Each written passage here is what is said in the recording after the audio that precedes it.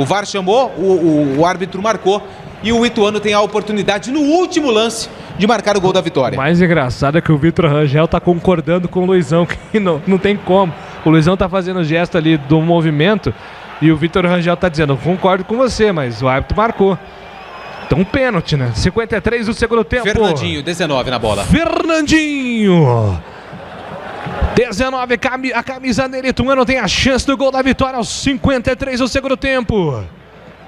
Igor Vinhas no gol, Fernandinho na bola. Olhando fixamente, centralizado o jogador do time de Ituano, Igor Vinhas na meta.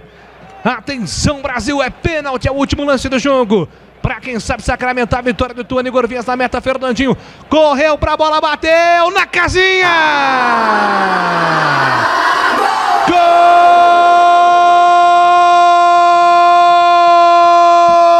Gol do Ituano! Fernandinho, camisa 19.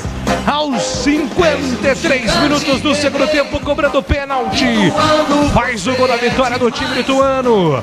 Ituano 2, Ponte Preta 1. Detalhe do gol é seu, Antônio Lupi. Foi com calma, tranquilo. O camisa número 19, o Fernandinho, que bateu sem chances por Igor Vinhas, que escolheu o canto oposto. Fernandinho marca o gol da vitória do Ituano em Itu. Tá no placar do Novelli Júnior, Ituano 2, Ponte 1. Vai terminar o jogo do Novelli Júnior, a Ponte.